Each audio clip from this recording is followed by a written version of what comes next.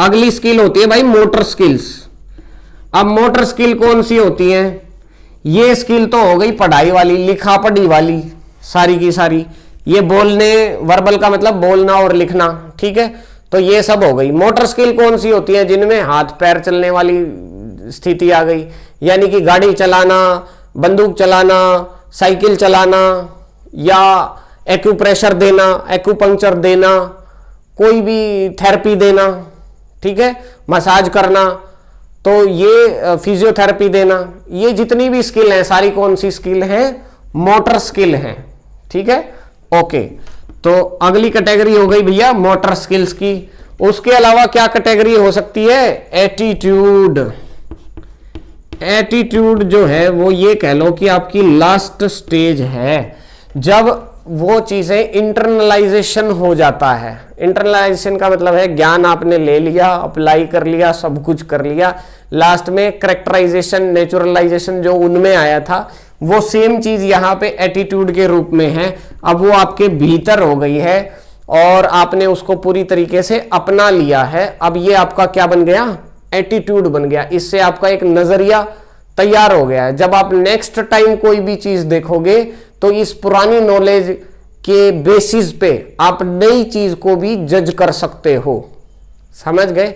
हम क्या है, किसी भी चीज को देखते हैं जो हमने आज तक ना देखी हो, लेकिन उसको हम रिलेट कर लेते हैं कि यार ये चीज ये हो सकती है कि नहीं?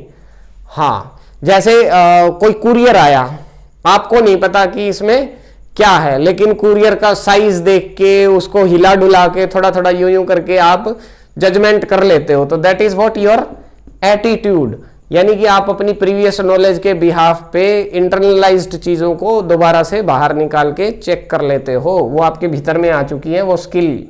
तो दैट इज व्हाट एटीट्यूड। समझ में आ गया?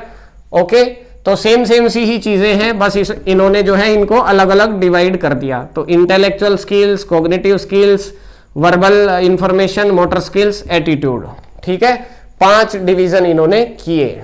ओके, 1% आपको ये स्टेप्स ना याद रहे तो इनके लिए भी कुछ सोच लो।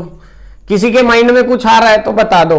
मेरे को देख के माइंड में एक आ रहा है, शैतानी सी आ रही है, तो मैं अपनी बता देता हूं। आप लोगों के मन में क्या आ रहा है वो आप बता दो, कैसे याद कर सकते हैं।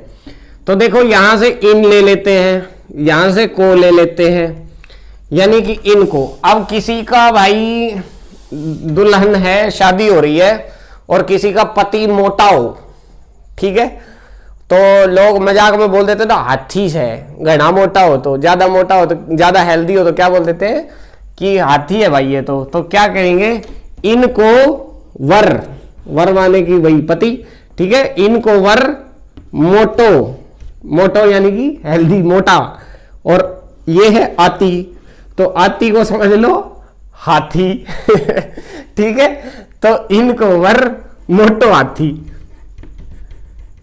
समझ गए? इनको वर मोटो हाथी भाई। तो हालांकि ये हरियाणवी वाली बात हो गई, बाकी लोग भी समझ ही गए होंगे।